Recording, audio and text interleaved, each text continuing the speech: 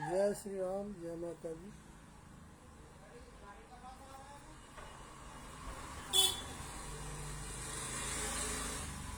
भारत की प्रधानमंत्री लौह महिला श्रीमती इंदिरा गांधी ने गंगा नहर का नाम अपने नाम पर इंदिरा नहर रख दिया, जबकि उनका गंगा नहर से कोई लेना देना नहीं था। गंगा नहर बनाने वाले थे अंग्रेजों के समय में बीकानेर के महाराजा गंगा सिंह जी। उन्होंने रेगिस्तान की सिंचाई के लिए गंगा नहर बनवाई थी अपने पैसे से, और श्रीमती इंदिरा गांधी ने उस पर आप अपना नाम लिखा दिया, इंदिरा नहर। और ये भारत में पहली बार नहीं हुआ था, ये उनके खून में था।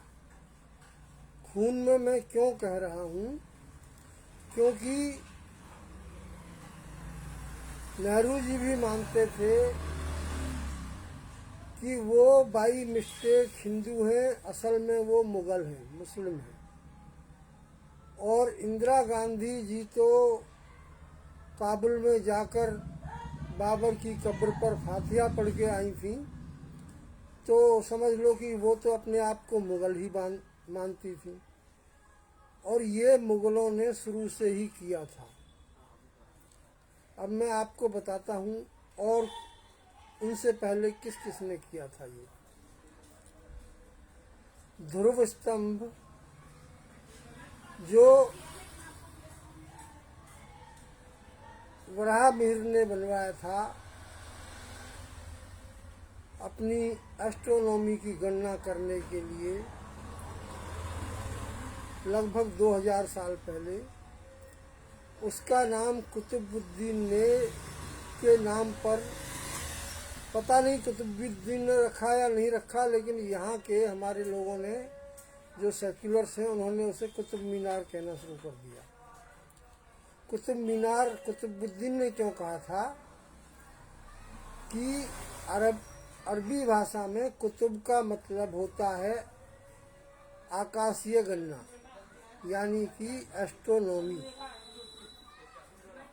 एस्ट्रोनॉमी की गणना करने को अरबी भाषा में कुतुब कहा जाता है।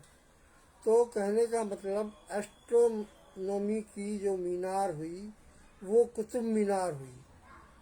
और यहाँ लोगों ने बताना शुरू कर दिया कि वो कुतुबुद्दीन ने बनाई थी, इसलिए उसे कुतुब मीनार कहा जाता है। दूसरी बात, जबकि इस बात के प्रत्यक्ष प्रमाण आज भी हैं कि वहाँ पर अंदर गणेश जी की मूर्तियाँ लगी हुई हैं और सारा स्ट्रक्चर हिंदुओं का है। लेकिन मुग़ल और मुस्लिम क्या करते हैं, ये दरवाज़ा थोड़ा सा चेंज कर देते हैं और फिर उस पर नाम रख देते हैं।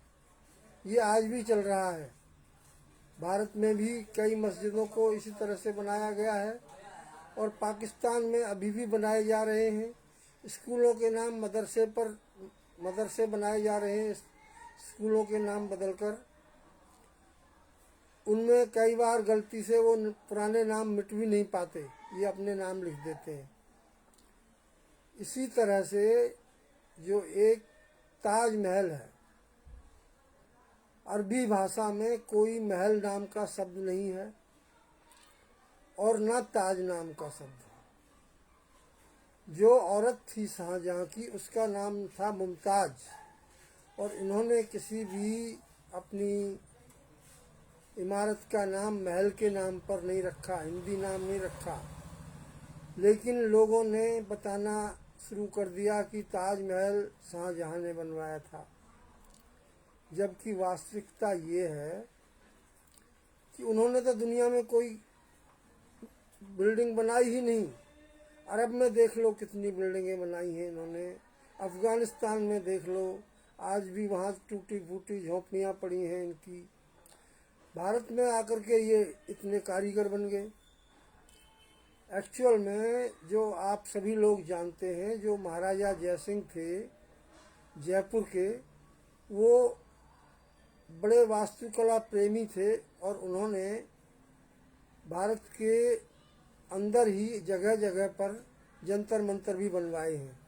वो 7 जगह पर बनवाए हैं। वो एस्ट्रोनॉमी में भी रुचि रखते थे। उन्होंने ही ये यहाँ ताजमहल में अपना एक महल बना रखा था अपने रहने के लिए पर्सनल। अब आप कहोगे कि वो राजा जयपुर के थे तो आगरे में क्या कर रहे थे। असल में जो जयपुर के राजा थे वो मुगलों के सेनापति भी रहते थे और उनके लिए रहने के लिए राजधानी में जो उस समय आगरा थी, आगरा में परमानेंट उनका महल होता था, किला होता था। और ये एक किला है, आपने देखा, आपको जो देखा है तो वो बाहर बाहर से तो देख ही लिया है। इसके अंदर हजारों कमरे बने हुए हैं नीचे अंडरग्राउंड। और ये उनका शिवालय था। ताज महल के अंदर उनका मंदिर था और उन हजारों कमरों में उनकी सेना रहती थी। अस्तबल भी हैं वहाँ पर जिनमें सैकड़ों घोड़े उनके रहते थे। एक कब्र के लिए इतनी बड़ी भूमि की ज़रूरत नहीं होती, पूरे किले की ज़रूरत नहीं होती। इसमें सुरंगें भी हैं नीचे से, अगर कोई इमरजेंसी पड़ जाए और भागना पड़ जाए तो अंडरग्राउंड सुरंगें भी हैं इसमें,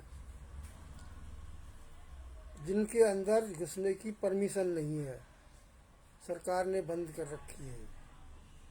तो ये एक किला था जो जयपुर महाराजा का था और जयपुर राजघराने के पास आज भी इसके सबूत के तौर पर वो रजिस्ट्री के कागज़ मौजूद हैं। जिस एग्रीमेंट के तहत शाहजहां ने ये ज़मीन और ये महल लिया था, ख़रीदा था उनसे, वो कागज़ आज भी मौजूद हैं।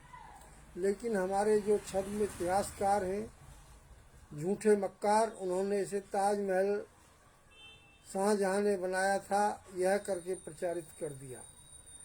लेकिन सच्चाई यही है कि ये शाहजहां ने नहीं बनवाया था, क्योंकि नाम से ही नहीं, इसके अंदर शिव जी की मूर्तियां भी हैं, इसकी दीवारों में भी मूर्तियां हैं, ऊपर ताजमहल के ऊपर ओंकार भी बना हुआ है, इसके गुंबद भी उसी तरह से हैं, वहाँ पर हजारों निशानियां हैं। लेकिन इसका नाम ताजमहल रख दिया क्योंकि हमारे सेक्युलर इतिहासकार और हमारे पहले शिक्षा मंत्री अब्दुल कलाम आज़ाद और कांग्रेस ने तो लगातार 5 शिक्षा मंत्री वो ही रखे थे, शांति प्रिय लोग, जिन्होंने हिंदुस्तान की गाथा गाने के बजाय विदेशियों की गाथाएं गाई। और यही सच्चाई है लाल किले की, दिल्ली के की, जो सम्राट अनंगपाल तोमर ने बनाया था। और वो परिस्थितियां कब थी जब बनाया था, जब सम्राट यानी महाराजा अनंगपाल तोमर तृतीय जो थे, जो पृथ्वीराज चौहान के नाना थे,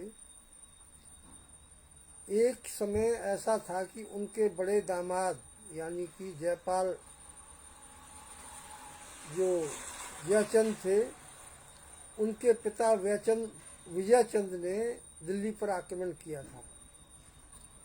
और क्योंकि कन्नौज से सेनाएं आई थी तो जमुना पार कन्नौज की सेनाएं थी और यहाँ पर एक फिर युद्ध हुआ था। उसमें उन्होंने कन्नौज के राजा को हराकर भगा दिया था, जो जयचंद के पिताजी थे। क्योंकि रिश्तेदारियों में भी ये लोग युद्ध करते थे, कारण ये था कि इनकी राज्य की इच्छा कभी पूरी नहीं होती थी और विजयचंद अपना साम्राज्य बढ़ाना चाहते थे, दिल्ली को मिलाना चाहते थे। और इसीलिए बाद में अनंगपाल ने दिल्ली जयचंद को ना दे करके पृथ्वीराज को दी थी, क्योंकि इससे उनके बीच में एक खाई बन गई थी, इस युद्ध से उनके बीच में एक खाई बन गई थी। लेकिन उन्होंने परमानेंट अपनी सेना के रहने के लिए एक व्यवस्था यहाँ पर कर दी थी और ये किला 1150 के आसपास बना था। जो लाल किला है। इसमें सब कुछ हिंदू है। इसके हाथियों की मूर्तियों से लेकर के जो तुला का निशान है, गणेश जी की मूर्तियां हैं, वराह का नल है, वराह की मूर्ति है, वो सब मुसलमानों में नहीं होते। तो इस तरह से एक हमारे इतिहास को एक बदलने की कोशिश की गई और उसका सबसे अंतिम उदाहरण इंदिरा गांधी ने गंग नहर का नाम बदलकर इंदिरा नहर करके किया। धन्यवाद। जय हिंद, जय भारत।